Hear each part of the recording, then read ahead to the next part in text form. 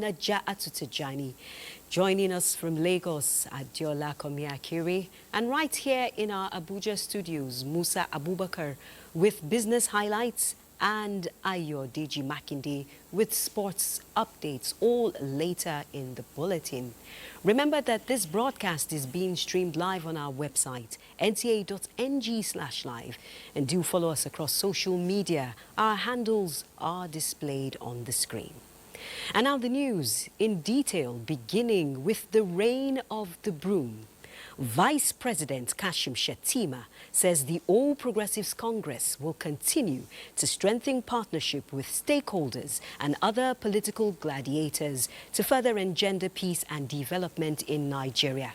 Vice President Shettima said this when he received into the APC Delta State Governor Sheriff Oborewori and other PDP stakeholders in Delta State. Susan Esu reports. Handing over of the APC flag to Governor Sheriff Oborewori signals a shift in the political history of Delta State. Vice President Kashim Shettima says the APC as a party believes in the power of collaboration as the nation is stronger together as a people than being divided along party lines. According to the APC constitution, the governor of the party is the leader of the party in the state. In the APC, we believe that the compass of a political party that aspires to take the fresh winds of tomorrow can never be passion from personal interests. In the APC, we believe that those who mistake their shadows for institutions are usually doomed to wander in cycles. I want to tell you that our core value in APC is progressive leadership. Here also, to assure the good people of Delta State that this decision is the wisest decision that will lift this state from where you are now to the next level. As the governor is doing a lot for us, he also needs to connect to the greater source of power and resource and goodwill in Abuja. ESCO, Special Advisors, the council chairman, they are all moving. Councillors, we have 500 councillors. They are all moving, they are all here. All the ward chairmen, they are all moving. All the local government party chairmen, they are all moving. All the council chairmen, they are all moving. This move from the PDP to the APC increases the number of APC governors to 22 in Nigeria. In Asaba, Susan Esu, NTA News. Meanwhile, President of the Senate, Godswill Akpabio, is rallying for unity among global South nations as lawmakers from Africa, the Arab world, Latin America and the Caribbean converge on Rabat, Morocco for the third South-South Parliamentary Dialogue. Akpabio emphasizes an urgent need for collective action to address pressing economic, political and climate challenges, stressing action over rhetoric and unity over isolation, noting that these are crucial for developing nations to secure a seat at the global table. Call that resonates across the valleys and mountains of our diverse lands, for we, the nations of the South, are beset by storms, economic turbulence, political instability, the rising tide of climate change, food insecurity, that gnaws at the strength of our young and threats to peace that lurk ever at our borders. But I declare to you today, no nation, however mighty in its resolve, can master these trials alone.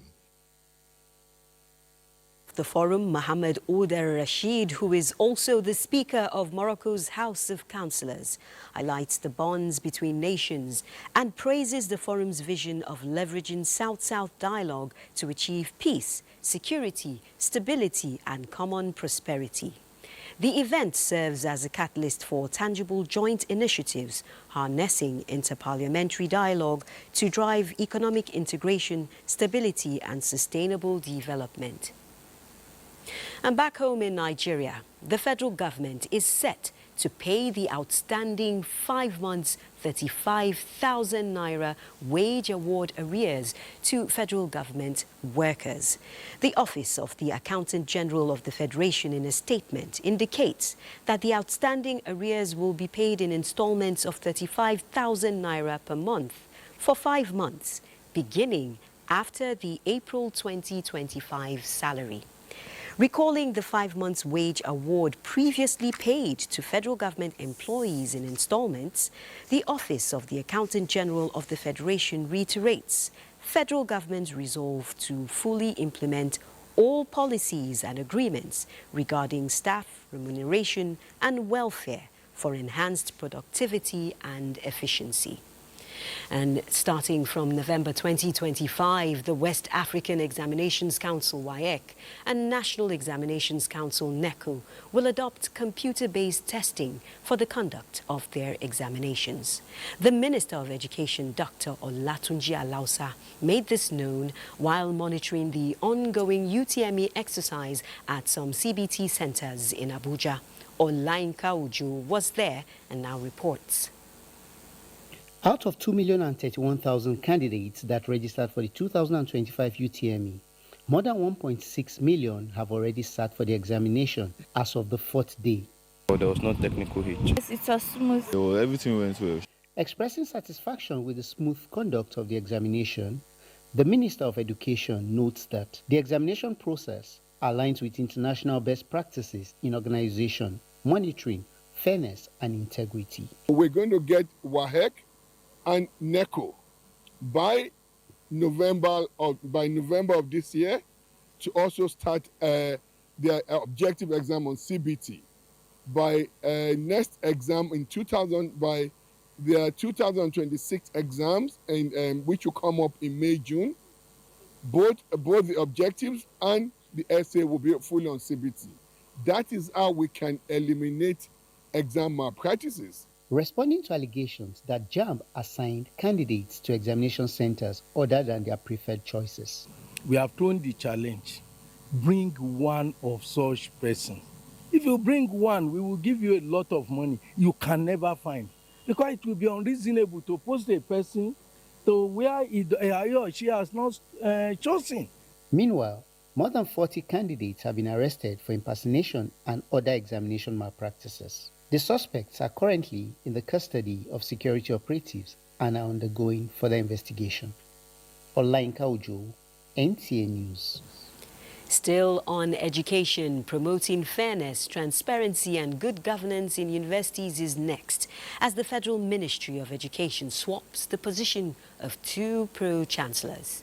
Colonel Abdulmumini Aminu, current Pro-Chancellor of the Federal University Dutse-Amma, Katsina State, to serve as Pro-Chancellor, Federal University Kebbi, and his counterpart, Ali Abubakar Jato, current Pro-Chancellor, Federal University Kebbi, to move to the Federal University Dutse-Amma with immediate effect. The Minister of Education, Dr. Tunji Alausa, says the transfer is focused on creating a more conducive educational environment for Nigerian students while safeguarding the high standards of the nation's universities. The minister further stresses that the ministry stands at the forefront of promoting transparency by ensuring that principal officers in universities are appointed strictly based on merit. This is the network news on the Nigerian Television Authority, NTA. Do stay tuned for more reports in a moment.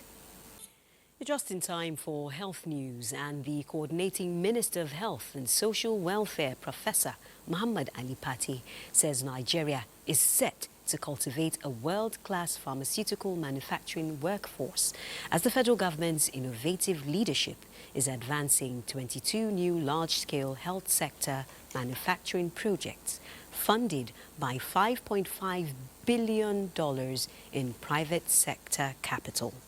Against the backdrop of Nigeria recently securing €1 billion from the European Investment Bank and an additional $1 billion from Afrexim Bank to incentivize health sector value chain localization, the country has now signed an agreement with Empower School of Health, Geneva, to see the establishment of Africa's foremost pharmaceutical manufacturing training institute and Power Academy, Nigeria.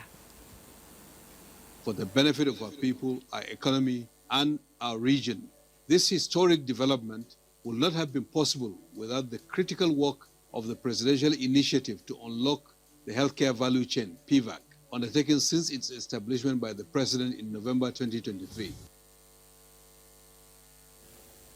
Still on health, Kano State Government has launched the April 2025 immunization campaign in Warawa local government area, reaffirming its commitment to totally eradicating polio by December this year.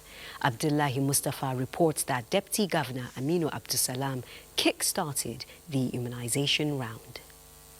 Warawa is one of the 3 local government areas in Kano State where 10 cases of polio were reported in 2024. The flag-off of April 2025 immunization campaign in the area was part of strategies to contain the spread of the virus and restore Kano's polio-free status. To make sure that all the children under 5 years have been reached and vaccinated. Through intensified interventions, the number of recorded cases has now dropped to 3. With ongoing efforts aimed at achieving 0 cases by December. We also express our gratitude to the federal government and our development partners for their continued collaboration in supporting health and development activities in our state. The chairman, district head, and other key stakeholders in Warawa reaffirmed their commitment to meeting the December target. In Kano, Abdullahi Mustafa, NTA News. Let's now talk food security. And GB Food Africa, a multi-billion-dollar agro-processing company, is aiming to secure an investment of $10 million in Nigeria. This initiative coincides with the rollout of the company's new logo, which symbolizes its dedication to enhancing the Nigerian food production and processing sector. Musa Baba Aliyu has more. This is what GB Food Africa is known for, producing and adding value to agricultural produce, especially vegetables. For years, GB Food has established a strong reputation in Nigeria and has become a trusted name among families across the country. Now, we've invested over the last 7 years over 120 billion naira in Nigeria. Okay? And we're still investing. This year alone, we're going to invest over 25 billion. Okay? In terms of jobs, direct jobs, people working for us today in Nigeria, over 3,000. Here are several prominent guests invited to witness another initiative from the firm. A $10 million GB hub designed to support smallholder farmers and processors in accessing financial assistance to boost their production was unveiled.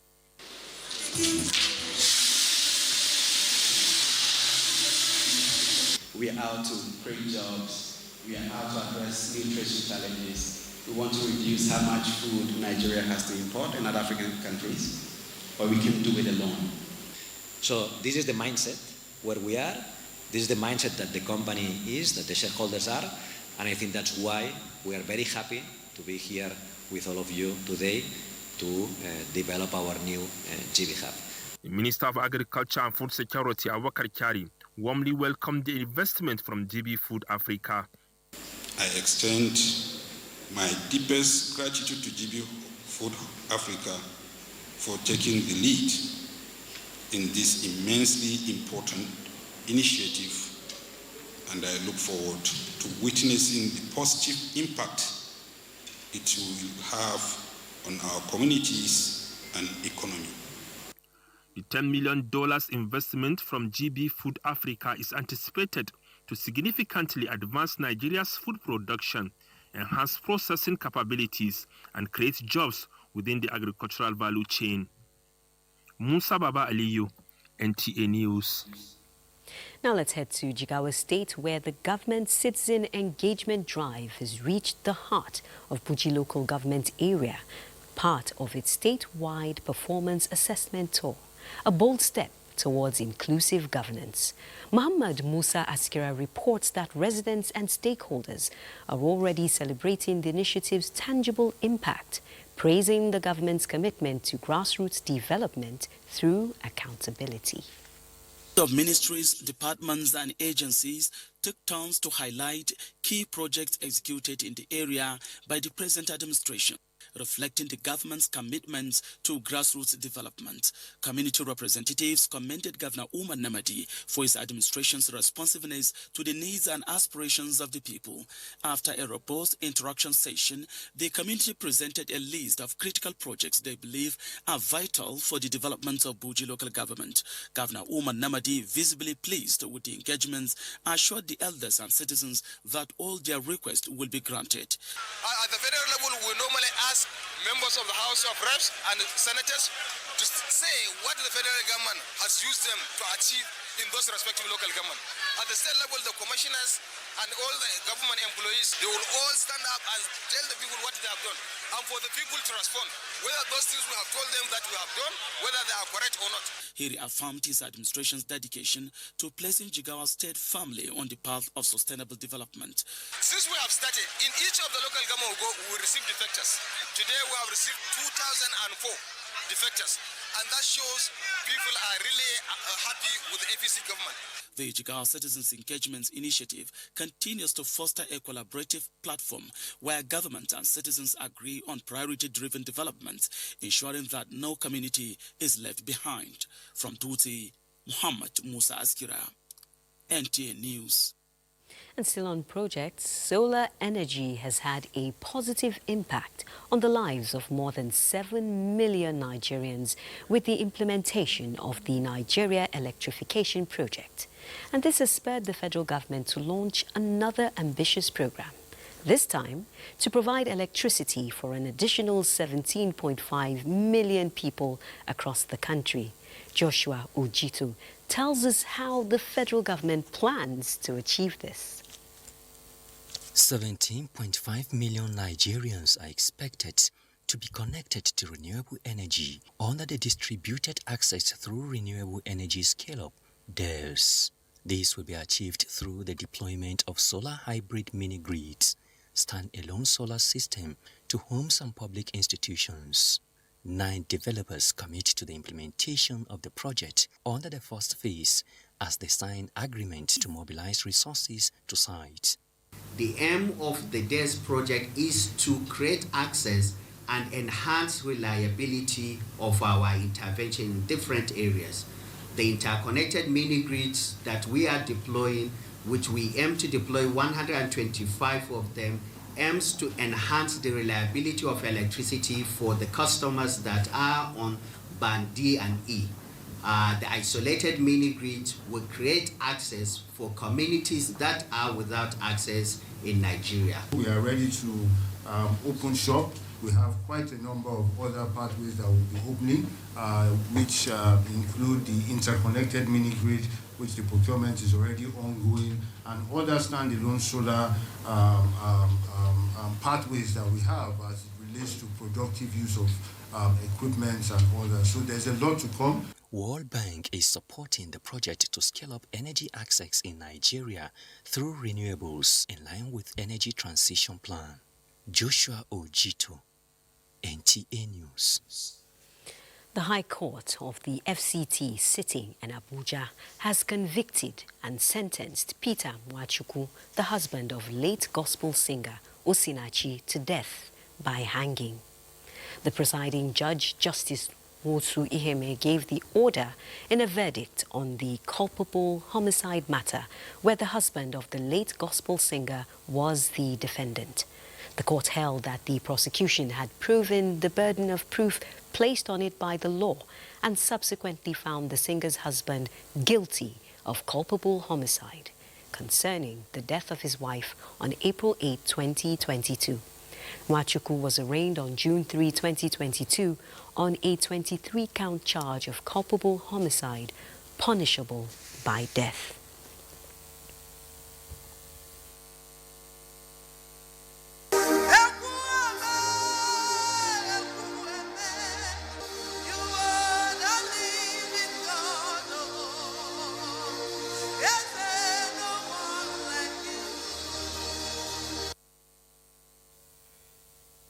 While the defendant in late Osinachi's case has received a sentence, a similar case involving Chidinma continues in Lagos, and Adiola Komiakiri is standing by with the details.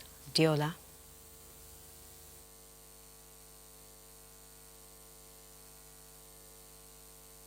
Thank you, Najatu, for that heads up. The former 300-level mass communication student of University of Lagos, Chidinma Ojukwu, alleged to have been involved in the murder of the CEO of Super TV, Michael Usifo Ataga, on the 15th of June 2021, has continued her defense before the High Court of Lagos State. The defendant opened her defense in the previous sitting of the court. Chidinma, who is standing trial alongside her sister Chioma Egbuchu and one Adedakpo Quadri for the alleged murder of Ataga, continued her defense by narrating the event from the 15th to 23rd of June 2021. She stated that various thoughts came to her mind whether to or not to report the incident because she has read about incidents where people who reported such crimes were accused of the crime, which made her scared. The defendant, in evidence by her counsel, for over an hour tried to chronicle the event over said days. Chidinma said after running away from the apartment when she saw Ataga in a pool of his blood out of fear, later tried to call him, all to no avail. The defense counsel, Onwuka Egu, later asked Chidinma to tell the court what transpired on the 23rd of the said month. She recalled how the police came from Panti to her house and picked herself, her father, and her 10-year-old sister to the station, and how her initial statement written was torn by one Bamidele at the station and told her to write another one, threatening her that no one will be able to help her. After about 1 hour 20 minutes of recalling the events of 15th to 23rd June 2021, Justice Yetunde Adesonya later adjourned the case to the 29th of April 2025. It would be recalled that the first defendant, Ojukwu, and second defendant, Quadri, were alleged to have conspired and murdered Ataga on June 15, 2021 by stabbing him multiple times with a knife on the neck and chest. All defendants had pleaded not guilty at the arraignment on October 12, 2021, following which trial commenced. And on to other matters. Towards achieving the 1 trillion naira economy, the federal government is keeping tabs on different sectors of the economy, strengthening ties and giving listening ear to suggestions that will stabilize the economy. This time, it is the turn of the nation's exchange group in Lagos, where the Minister of Industry, Trade and Investment, Jumoke Oduwole, beats the gong to close the day's market. Larry Belay has details. Closing the day's market, heads of the nation's exchange group welcomed the minister and assured the government of their readiness to collaborate with it in directing the trajectory of the economy towards the desired goal. I want to assure you that this market is ever ready to work with your ministry, to collaborate with your ministry, so that we can achieve these laudable objectives, Mr. President. Jumoke Oduwole appreciated the stock market gurus, describing them as one of the pillars of the economy, which is why government is keen on collaborating with them in stabilizing the economy. At least 6 key areas that I would like to collaborate with you on, many of which have been mentioned. But just to thank you for all you've done in stabilizing the economy and in attracting investment, portfolio investment, foreign direct investment, having an exit pool. Of course, we're going to ask for a lot more vibrancy, and we're going to support in that. The Nigerian Exchange Group urged the minister to make consultations regular to actualize the dream of a vibrant economy for the nation. In Lagos, Larry Belay, NTA News. And those are the stories from Lagos. The network news will continue after this break. You're watching the network news on NTA. President Tinubu congratulates chairman of Globalcom and Kano Mike Adeni Adenuga Jr. as he marks his birthday tomorrow, Tuesday, 29 April 2025. The president describes Adenuga's life from humble beginnings as an illustration of the power of vision and the outcome of resilience. His humility and diligence have enabled him to succeed in banking, telecommunications and oil and gas, says President Tinubu, who wishes the celebrant good health, wisdom and renewed vision in business. And talking business, let's join our desk with Musa Abubakar for more on that circle. Musa? Thank you, Naja. Let's begin with energy. Crude oil prices dropped by about $1 per barrel on Monday morning, weighed down by concerns that U.S.-China trade war is dampening demand at the pump. Brent crude futures declined by $1.01 or 1.51%, closing at $65.86 a barrel, while U.S. West Texas Intermediate crude fell 97 cents or 1.54% to settle at $62.05 a barrel. At the Nigerian stock market closed in positive territory today, buoyed by sustained investor interest across key sectors. The all-share index climbed to 106,116.18 points, reflecting renewed optimism among traders and a stronger market sentiment. A total of 17,637 deals were executed during the session, underscoring a highly active trading day. Market activity remained robust, with investors exchanging 500.59 million units of shares valued at approximately 12.11 billion naira. The strong turnover points to growing confidence in the equity market. Meanwhile, the total market capitalization of listed equities stood at an impressive 66.69 trillion naira, consolidating the day's positive momentum. What has it? As it on Business News, the news continues after the break. Just in time for Global Update. Determined to play a role in the upcoming presidential election, despite his ineligibility to stand as candidate, Laurent Gbagbo launched a campaign dubbed Enough is Enough. He said it aims to draw attention to the country's oppressed. Gbagbo's African People's Party met in Abuja and instructed its cadres to advance the campaign. The party agreed that only a unified fold of those who have something to lament can make the desired difference. Gbagbo was sentenced to 20 years in prison for charges related to the serious post-election crisis of 2010-2011, which left about 3,000 dead. China said the U.S. unjustifiably imposed tariffs on the country over fentanyl after a media report said Trump administration may consider imposing further punitive measures to pressure China into taking more substantive action on synthetic opioids. Beijing insists that no phone call took place recently between President Xi Jinping and his U.S. counterpart, after Donald Trump said he had spoken with the Chinese leader. In other news, in San Francisco's historic Chinatown across the Bay Area, businesses that rely on Chinese imports are increasing prices to address the rising cost of imported products they need to operate. Customers are still shopping but buying less and are generally worried about how local businesses will survive as they are planning to raise the price by about 50%. These, the traders say, will help them stay afloat as the new tariff rates take effect on exports and imports around the world. Kolo Muhammad, NTA News.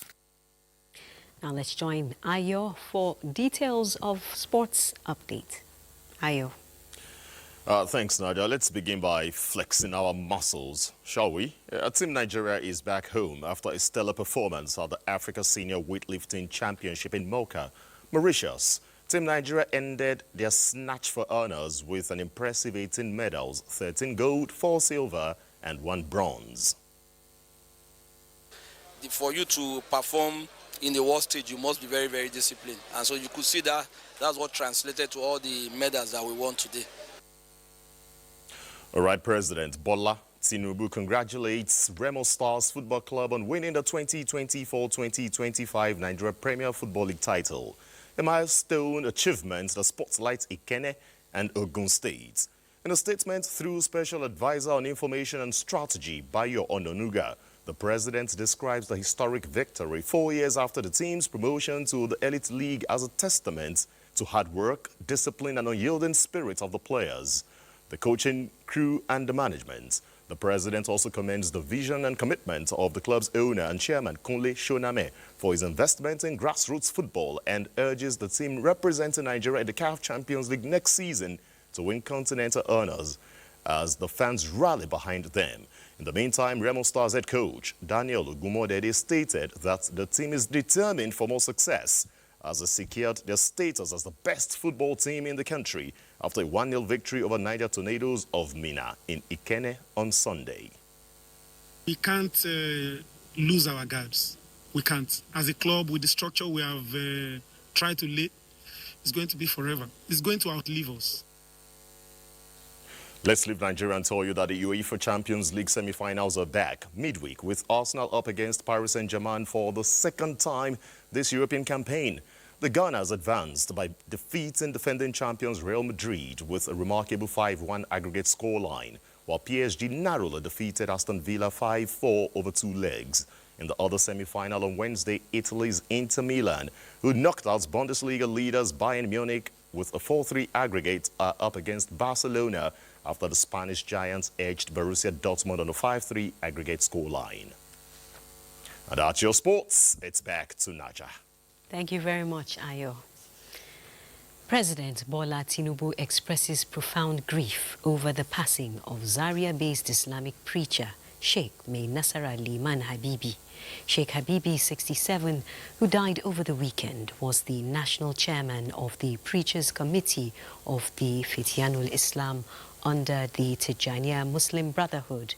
President Tinubu says Muslims will remember Sheikh Habibi as a committed and dedicated cleric who promoted Islamic scholarship and service to humanity. The president condoles the government and people of Kaduna State, the Zazzau Emirate, and the leadership of the Tijaniya Brotherhood in Nigeria over the loss. Meanwhile, the mother of Professor Muhammad Kuta Yahya, the Pro-Chancellor Abdul Qadir Kure University and former secretary to the Niger State government, Hajia Fatima Yahya, is dead. Late Hajia Fatima died after a brief illness in Abuja, aged 100 years old. A condolence message by the Jakada Labarin Nupe Muhammad Baba Busu praised Almighty Allah to grant her soul eternal rest in Al-Jannat Firdaus and grant Professor Muhammad Yahya and all those left behind the fortitude to bear the loss. A life of service to humanity beyond ethnic and religious barrier, among many legacies of the former Minister of State Foreign Affairs, the late Dubem Onya, say family, friends and compatriots who marked a night of tribute in his honor. Ngozi Teknikyo reports. The former Minister of State for Foreign Affairs, late Dubem Onya, according to guests at the night of tribute, is a detribalized Nigerian and a public administrator who was remarkable in promoting peaceful coexistence among Nigerians, in addition to projecting Nigeria positively in the Committee of Nations. We did quite a number of things together, positively, that impacted on democracy, development, and our foreign relations. He was very honest, a diplomat, a great diplomat. His relationships is not committed or limited to his community, not to his state, not to his region, but across the country and beyond the country. Speaking of the fond memories with their father, the children of late Dubem Onya described him as a mentor. He raised me with so many qualities. He taught me loyalty. He taught me forgiveness. So the legacy that he will leave with us is that it is much better to invest in people than to acquire material wealth. So he's my gist partner. He's my friend. He's my brother. I miss him so much. The late former Minister of State for Foreign Affairs died on the 10th of March this year. In Abuja, Ngozi Technical, NTA News. And the weather forecast is next. It's good to have you on the weather forecast. We're starting off Tuesday with morning rains and thunder to parts of Cross River, Akwa Ibom, Rivers, Bayelsa, Nasarawa Plateau, Adamawa, and Taraba states. With the intertropical discontinuity ITD around 12 degrees north, we expect a good amount of moisture coming into the country and triggering thunderstorm activities to the southern region of the country, most parts of the north central extending to parts of Kaduna, Bauchi, Gombe, Adamawa, and Taraba states. These thunderstorms are expected to be accompanied with strong winds, so please take necessary precaution and stay safe. I am Theodora Itzum. Thank you for watching.